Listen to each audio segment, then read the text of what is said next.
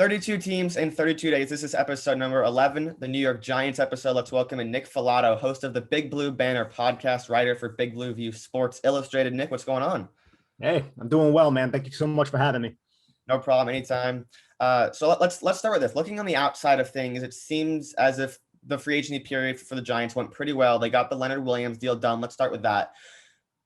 So Leonard Williams came over about a season ago via a trade from the Jets. Played on the franchise tag in 2020, got tagged again, but then finally got the deal done that he wanted. 3 years, $63 million with 45 guaranteed. Obviously, he's a key piece to this defense if you're dishing out that kind of financial commitment. How important was it for the Giants to get this done? It was really important to bring Leonard Williams back to the New York Football Giants because the Giants and Patrick Graham's system, they don't have a traditional edge type of rusher. We went into this season with a second year O'Shane Ximenez and a third year Lorenzo Carter. By week 5, both of them were done for the season. So the Giants were sitting there kind of like, how are we going to generate a pass rush?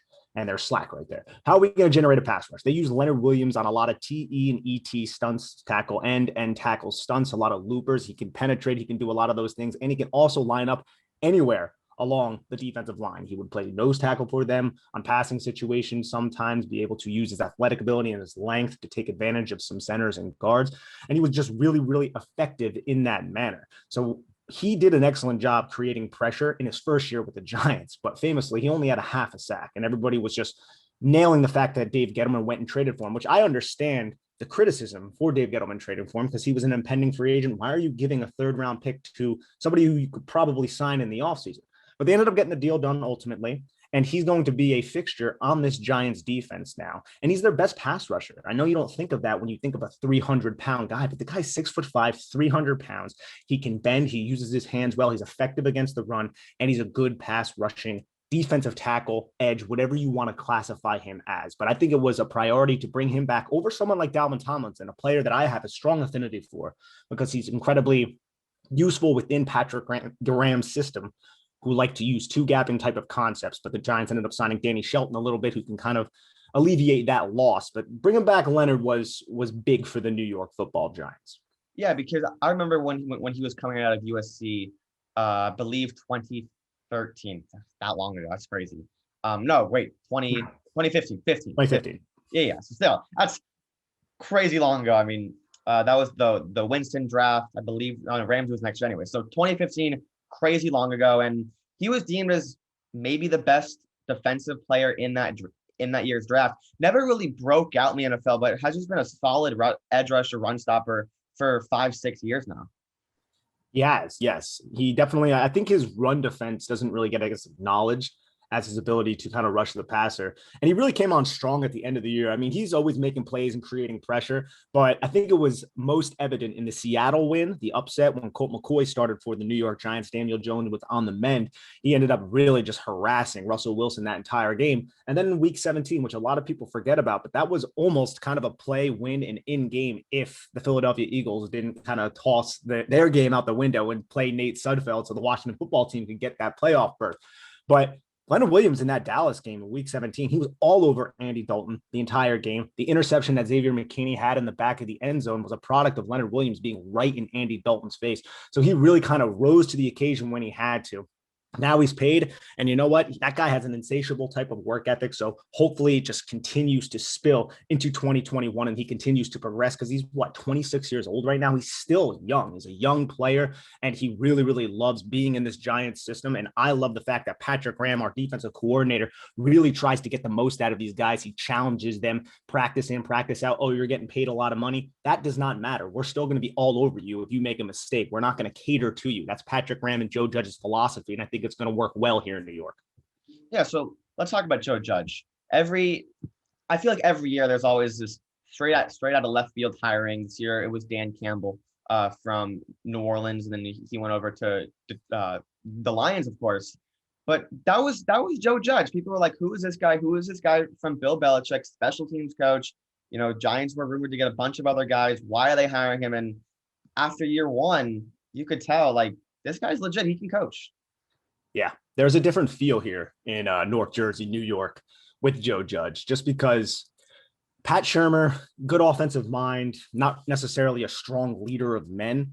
Ben McAdoo, another good offensive mind, he kind of gets the job because he helps, recalibrate, I guess you could say, Eli Manning's career, and Tom Coughlin just kind of got phased out, forced into retirement, whatever you want to say. But Ben McAdoo wasn't also a leader of men. I mean, he shows up to his press conference in a suit that's like 3 sizes too large, wasn't really an articulate individual. Now you get Joe Judge. It's a totally different type of temperament. The way that I haven't been to practice because of COVID, so I don't have access to it because of COVID-19 and everything like that. But the feel at practice reportedly is very, very competitive. It's not relaxed. It's just a different type of environment. And that's what you need in the NFL, man. You're dealing with a bunch of alpha males. You need to get the most out of them, and you need to challenge them. You need to command the room and be able to lead them. And that's what Joe Judge does. That's what Patrick Graham does. And then you have Jason Gare, who's not as favored by the Giant fans, I guess you can say, because the offense was a little bit unimaginative last year. But I'm hoping with the new additions to this staff that this offense can kind of build on what they had last year and be a little bit more creative, set up yards after the catch a little bit more. There was a lot of spacing concepts, a lot of just sticks, a lot of curls, a lot of Y option, a lot of stuff like that. More simple concepts. We want to see a little bit more of a creative game plan going into 2021 from good old Jason Garrett, Dallas Cowboys former coach.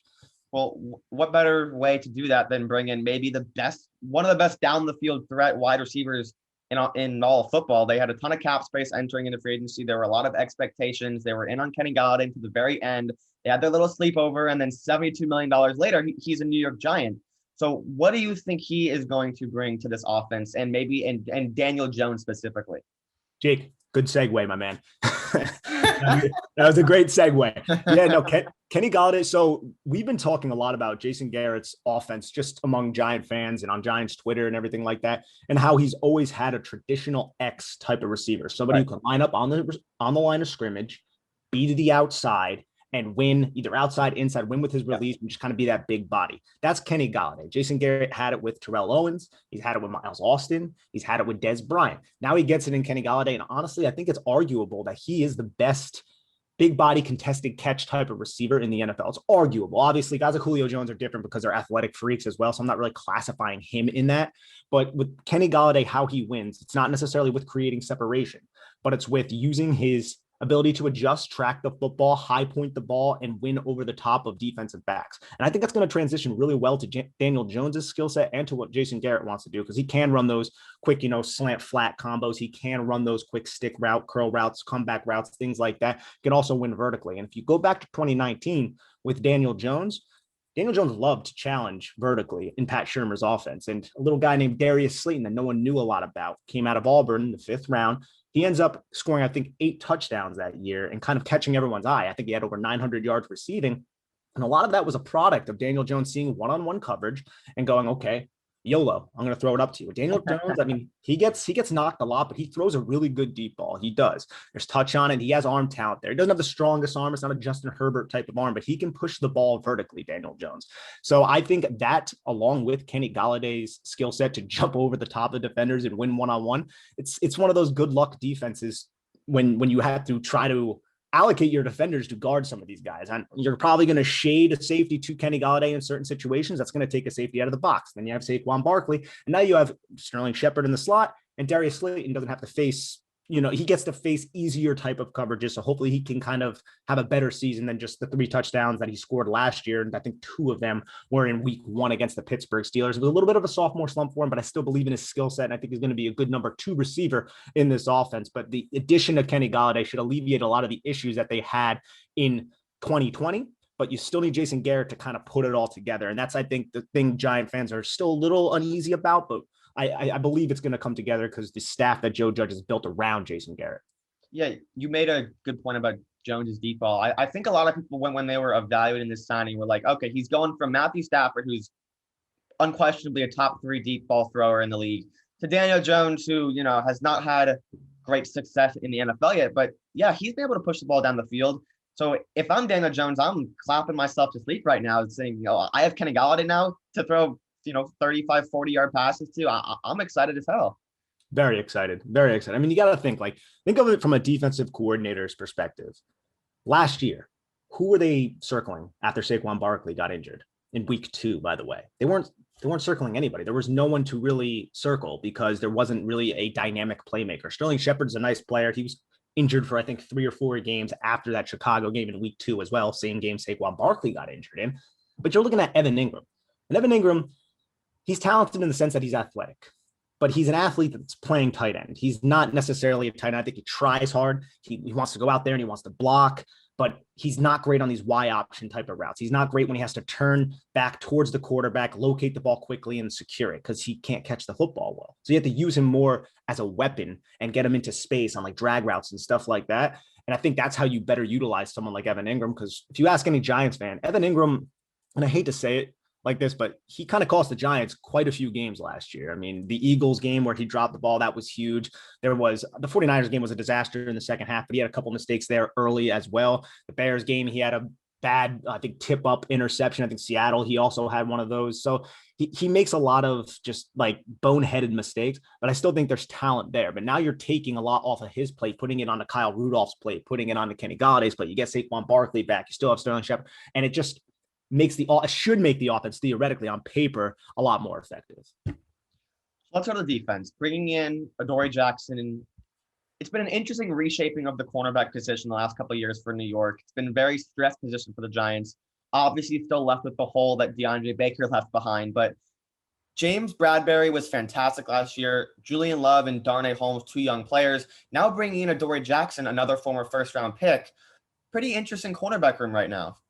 Yeah, it's a very interesting cornerback room, Jake. It really is when you think about it, because think about the last 2 first-round corners the Giants had. Didn't end well. DeAndre Baker, we all know that situation. But then even before that, it was Eli Apple. And I always say this about that draft. It literally was a draft where Eli Apple got selected by the Giants, and the Giants weren't going to go with Eli Apple. The reason they did was because Laramie Tunsil took that bong hit and he just slid down. And then everybody else in front of the Giants were like, well, we got to take Ronnie Stanley. We have to take Jack Conklin. And then the Giants loved Leonard Floyd, and everyone knew the Giants loved Leonard Floyd. So what happened? Giants got jumped for Leonard Floyd. So the Giants were sitting there, I believe it was at 10, and they were like, guess we'll go with the Ohio State corner. So that was a disaster. But now you get Adoree Jackson, and his character is checking out with the New York Giants. Logan Ryan had him in Tennessee. They were teammates together, and he speaks volumes about Adoree's work ethic and everything. And this is just going to allow Patrick Graham to run a lot more man coverage, because last year the Giants ran a lot of 3-high type of coverages, a lot of cover 3 type of concepts, a lot of those types of things, a lot of inverted cover 2, which is cover 2, Tampa 2 robber, if you want to call it that, where it starts in a cover 3 look, but then the middle field closed safety steps up into kind of a Tampa 2 type of role. And then the 2 outside corners jolt back to the middle of the field to kind of play half safety. So it's a different type of coverage, but now you can play a lot of man. The time the Giants played man coverage a lot last year was against the Pittsburgh Steelers. It didn't go all that well because there were just a lot of rub, a lot of pick concepts. And they had Isaac Yiadom, who they acquired from the Denver Broncos for a 7th-round pick starting. And it wasn't that great. And last year, you look at the second cornerback spot, Yiadom was getting benched and coming back in. You had Ryan Lewis, who was playing a lot, and he ended up being a liability down the stretch of a couple games against some NFC East opponents. So it was a priority to bring somebody in. Julian Love started against the Dallas Cowboys in week 17, and he also started against the Cleveland Browns. And he actually showed a lot of, I would say, developmental traits. He played that position back at Notre Dame. He was a 4th-round pick with the Giants in 2019. But you still want to make sure you get an upgrade there. And we were all thinking maybe the Giants were going to go after Caleb Farley, the Virginia Tech corner, maybe Patrick Surtain, the Alabama corner. Instead, they added Adoree Jackson. Now you can play effective man coverage and do a lot of different things. So I think it was a really wise move. It's a lot of money, but that's the rate of where corners are going right now. I mean, Shaq Griffin got signed for more from the Jacksonville Jaguars. And then you also had William Jackson gets signed for more from the Washington football team. And I think Adoree is a much more dynamic athlete than they are. William, I like his skill set, but he's not as fluid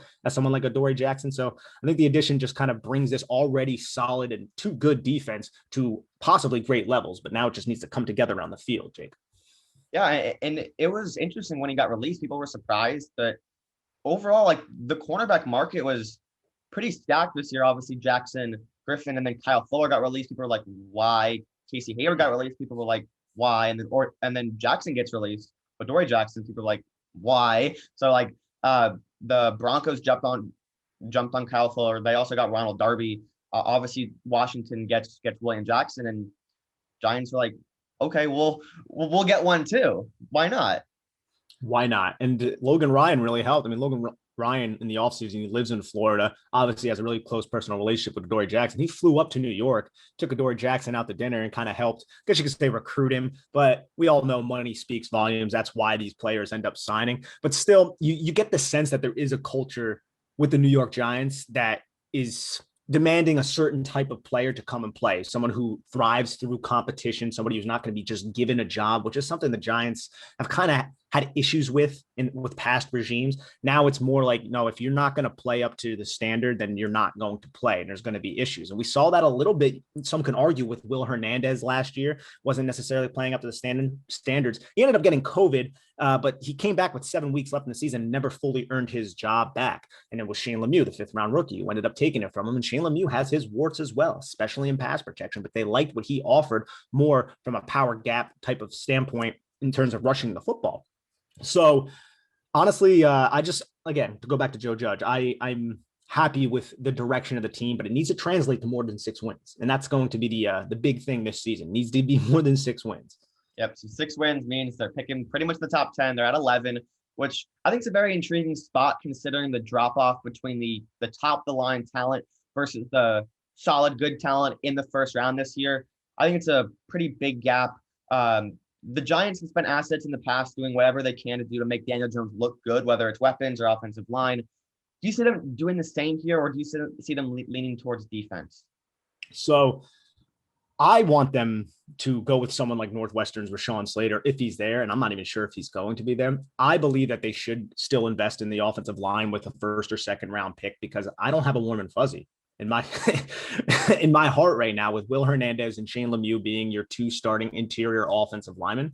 I think the Giants are looking at the coaches that they brought in. They brought in Rob Sale, excellent teacher. They brought back Pat Flaherty, who can help with the offensive line, former offensive line coach for the New York Giants. They upgrade Freddie Kitchens to the offensive analyst position, and now they have Derek Dooley as their tight ends coach. So they have a lot of good teachers who have been in the SEC, who've been through the NFL, a lot of good coaches there to help develop these young players. But there's still, if one of them fails or if they can't take to the development, then Daniel Jones isn't going to have any time to throw the football, Jake. I mean, yeah, I think Daniel Jones has been pressured a lot. He's been hit a lot. Every year, it seems like his tackle's giving up the most sacks in the league. Now, can you say, well, he holds on to the football too long? Yeah, I think there's a valid argument there, but there's more to that. If you watch the games, sometimes Daniel Jones doesn't even hit his back foot and he's already getting smacked in the face. And you need to ensure that doesn't happen. So I believe the offensive line is still a huge priority that they need to look to invest in with the Rashawn Slater or Creed Humphrey or somebody like that. Creed Humphrey later in the 2nd round, and Elijah Vera Tucker, the kid from USC, maybe in the 1st round if they trade back or something. But there's this part of me, man, it feels like the Giants are looking at the edge group and they're like, look, we're in a position where we're not picking in the top 10. We're picking at 11. We have a priority at edge. Now, we could trade back, or we could, and Dave Gettleman has never traded back, by the way, ever. Not in Carolina Panthers, not with the New York Giants. He doesn't do it. Or we could sit tight at 11 and pick whatever edge rusher we love. And we get the best edge rusher that we feel is the best for our system at 11, because there's not going to be an edge rusher that goes before that. Both those guys will be there. Pay exactly. And Ojulari. Pay, Ojulari, Jalen Phillips from Miami, Gregory Rousseau. I'm not about that in the 1st round. If he's there in the 2nd round, I'd entertain it, but not in the 1st round for me personally. But Kwity Paye, Azeez Ojulari, like you said. So I think they could go that direction if Kyle Pitts isn't there. I've heard that they love Devonta Smith. It seems like a Giants type of pick. They had the SEC ties, Alabama. He's a Heisman Trophy winner, uber productive. Yeah, he's like 170 pounds, but he's still a very, very talented player in his own right. So I think if like the Kyle Pittses of the world aren't there, they could look at an edge rusher or possibly trading down, maybe getting Jason Owa a little bit later, the Penn State edge rusher who did not have a sack in 2020, but has all the athletic tools that you want. I think it's fascinating. We always in Giants Nation, we don't know exactly what's going to happen sometimes, or the player, I should say, that they end up going with. But this year it could go in a few different directions, obviously. Yeah, it could. And, this is kind of the drop-off that I'm talking about, because you have the Jamar Chases, the Penei Sewells, the Kyle Pitts. And then I would set the line at where Rashawn Slater is and where he could potentially go, because teams are going to love his versatility. He's played all 5 positions on the offensive line in college. Obviously didn't play last year. We'll see if that's a turnoff for most teams. It sounds like it's going to be. But, for the Jamar Chases, for the Penei Sewells, their talent is so good that they're still going to go, top 5, top 6, top 7. But for guys like Rashawn Slater, who just didn't play last year because he opted out, we'll see if it's a turnoff. But that's kind of the line that I set, the gap between the elite talent and then the really good talent. So if he's there at 11, probably a good value pick. They're going to like that versatility. He can play tackle. He can play guard. I think Penei Sewell is going to play guard year one. I think Christian Darrisaw might play guard year one. He's a little big, but Slater will definitely be playing guard year one. I think he could. I mean, I think he could play tackle. I mean, he has 33-inch arms, which is the baseline for tackle, but he has wonderful footwork, understanding of angles. He's very, very technically sound. But I think with the Giants, if the Giants were to go in that direction, let's play this game. The Giants were to go with Rashawn Slater. I feel like the Giants should give Matt Parrott the 99th pick in the 2020 draft, 3rd round, compensatory pick. That's a train, but I think it's very, very loud. Just ignore it. But I think Parrott will receive the first crack at that job. And if he fails, then it could be Slater. And I like that. I feel like if you draft Rashawn Slater, allow him to take whichever guard position he's more comfortable with, the left guard or the right guard. And then you have Lemieux and Hernandez battle it out for that other guard position. You still have Zach Fulton. I'm not even sure if he's going to crack the roster. They just signed him this offseason. He gave up 11 sacks last year for the Houston Texans, but he had good tape prior to that. But he can compete, but I believe he will end up ultimately losing to either Shane Lemieux or Will Hernandez. But I would love to just get more security on this offensive line because I feel like we're just hoping for development and we're like, oh yeah, they're going to all develop and they're all going to, transcend and get, really good at their jobs. But like, that's still a lot of hope there because there's no really sure thing. I guess you could say Andrew Thomas maybe, but if you watch the first half of the season last year, it was very, very undesirable. He had a really, really strong second half though. And I'm confident in him. I like Nick Gates, but the other three is still kind of a big question mark. And yeah, you got Kenny Galladay, you get Saquon Barclay back. That's all well and good. But if you can't block for Daniel Jones, then what are we going to do? So we talk about offense. I want to throw a name out there for you. Micah Parsons. We don't know where he's going to go. He could go anywhere from the top 7 to falling past New England at 15. If he's there, people are going to be all over him at 15 for New England. But at 11, if he's there, what are your thoughts on that? Because we talk about the culture, the off the field stuff might not mix well with that culture. We don't know if that's true because there's other Penn State players involved that are currently in the NFL right now that were involved in some of those allegations. So we don't know. But if he's there at 11, like in about 25 days, what are we thinking?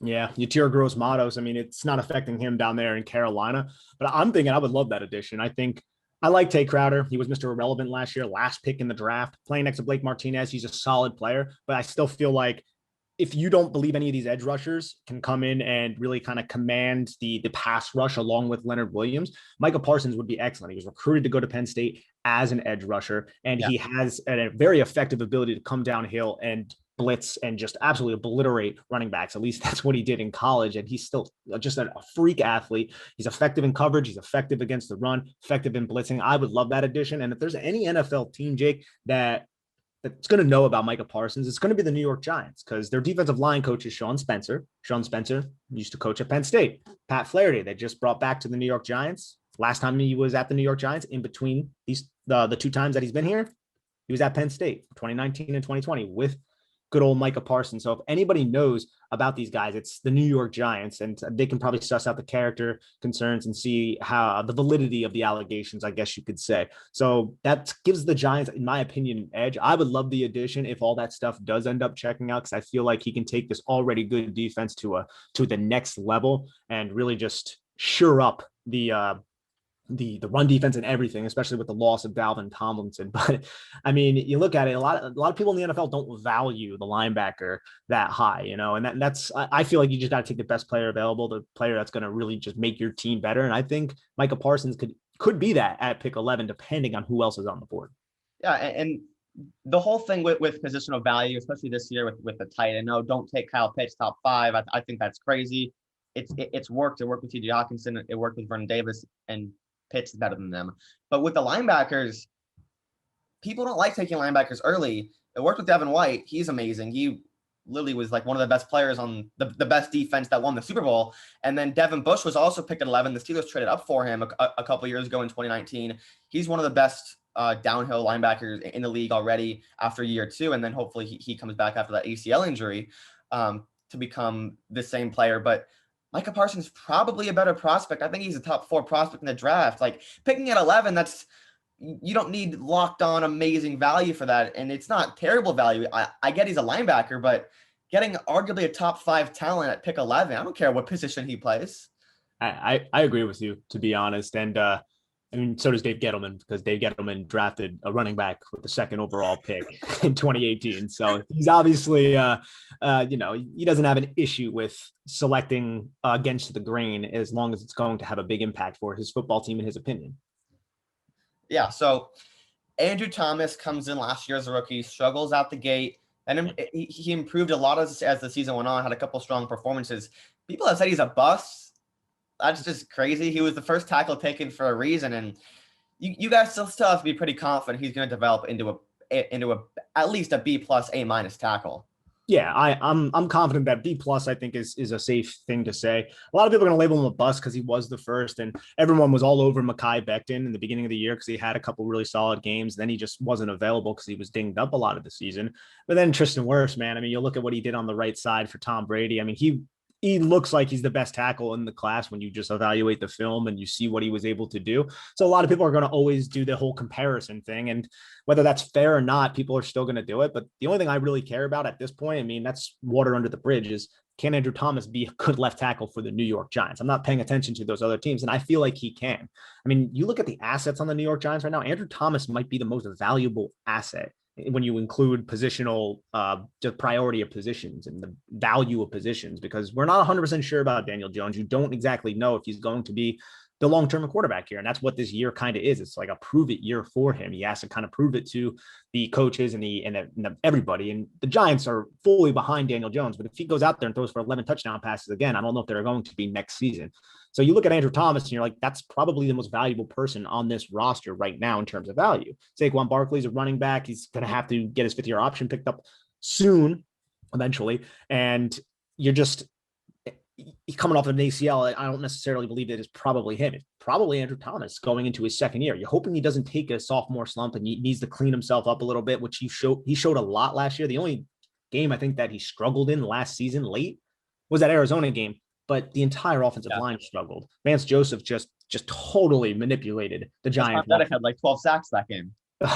Yes. On Reddick, I think he's still sacking Daniel Jones, who was immobile in that game too, because he had the hamstring, the low-grade hamstring injury. So it's one of those things, man, where I hope Andrew Thomas progresses, and I'm confident that he'll get better. I mean, everything about his work ethic suggests that he will, and it seems like he started to find himself late last season. So the Giants only hold 6 picks this year, 11, 42, 76, and 116 as the ones in the first couple of rounds. Which positions can you see them attacking? Because we talked about corner, they seem to have that fixed. We talked about edge rusher, very deep at edge rusher, also very deep at offensive tackle, specifically in the 2nd and 3rd rounds. But what do you see them attacking?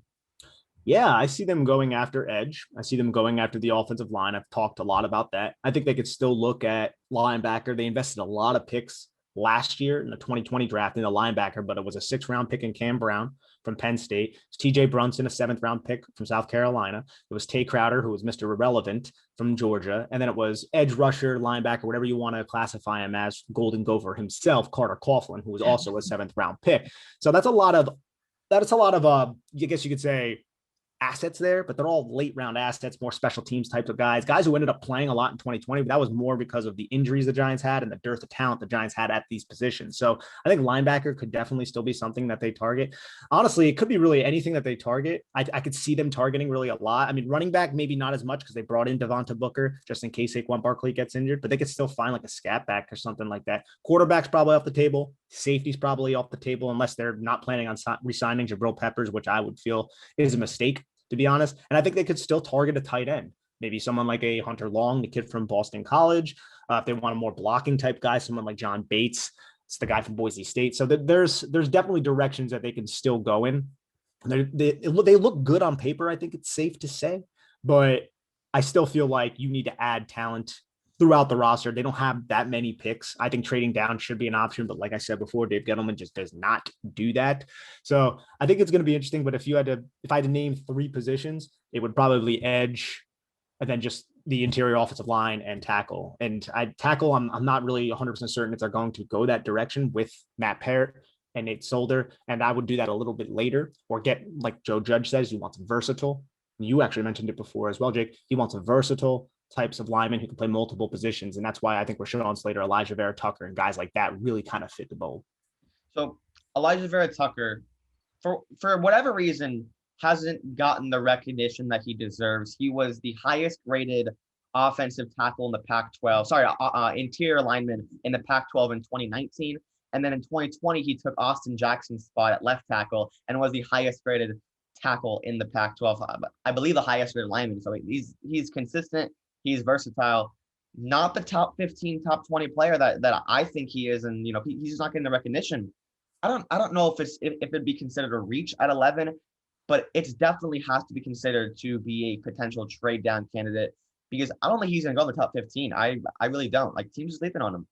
Yeah, teams are, or I don't know if the teams are. Maybe the media is a little bit, but because teams, they have their own process, and we'll see. We'll see exactly. But I think what he showed in 2020, just at tackle, was really impressive. Not a lot of people thought he was going to be able to do that. He stepped in and he was really, really good up until that Oregon performance against Thibodeau, who he's a pretty stud pass rusher up there for the University of Oregon. And I think a lot of people maybe, like, just in media, look at him and they're like, yeah, he's not really challenged a lot. He's USC tackle, but you look at Austin Jackson last year, USC tackle, who to me was much more raw looking and not as technically sound. Now, granted, he's a lot longer than someone like Elijah Vera Tucker, which, speaks volumes in the NFL. You look for length, but yeah, I would agree with you. I think he's somebody that if the Giants do end up trading down, say to like 18 or 19, they can target someone like Elijah Vera Tucker. I would be happy with that as well. But I do feel like they look at that edge position and they're like, we don't know what to expect from O'Shane. We don't know what to expect from Lorenzo. So what exactly are we going to do? So I would not be shocked if they even sit tight, like I said before, at 11 and go with whoever they deem the best edge. Yeah, I mean, whether it's Pay, whether it's Ojulari, both of them should be there. I doubt either of them go in the top 10 with all those receivers, all those offensive tackles, and especially all those quarterbacks, where it could be 40% or maybe even 50% of the top 10 being quarterbacks. So love it. Would love that. Yeah, edge rushers will be available at 11. But before I let you go, you're the GM. You're Dave Gettleman sitting at pick 11. The edge rushers are there. Parsons is there. Let's say Jalen Waddle's there too. Who are you taking? Slater there. Slater is there. I would take Slater then, personally. But I love Jalen. We haven't spoken about Jalen Waddle yet. I think Jalen Waddle, people are like, oh, they got Kenny Gallagher, they're fine. I was like, no. Adding Jalen, like, look, Darius Slayton has 2 years left on his deal, right? Sterling Shepard is like a concussion away from possibly retiring. I don't believe the skill position is as set long term. So you bring in Jalen Waddle, you have that 5th-year option on him. And then you also have defensive coordinators who have to guard Jalen Waddle and Saquon Barclay. Have fun. Just have fun trying to devise a way. That's a great addition. But again, I'm just still a little bit too concerned about that offensive line and at multiple positions have you. So I think bringing in somebody who can fill Will Hernandez's void after he leaves after this season, because he's been, below average. You can say he was a bust since he was a top 36 pick. I feel like the Giants getting somebody who can, be the long-term guard after they cut Kevin Zeitler is a smart move. Can you get that in the second round? Maybe. Creed Humphrey, he played center, but you would imagine he could probably transition to guard. There's some later round guys that I do like as well, but I really do like what I've seen from Rashawn Slater. So I'm going to say that right now. All right. Great stuff from Nick Falato. Nick, thanks so much for coming on. Hey, Jake, thanks for having me, bud. Yep, there were trains, there were slacks, there were segues to Kenny Galladay, but I appreciate having you on. Thanks everybody for listening to episode 11 of 32 Teams in 32 Days. I'll catch you in the next one.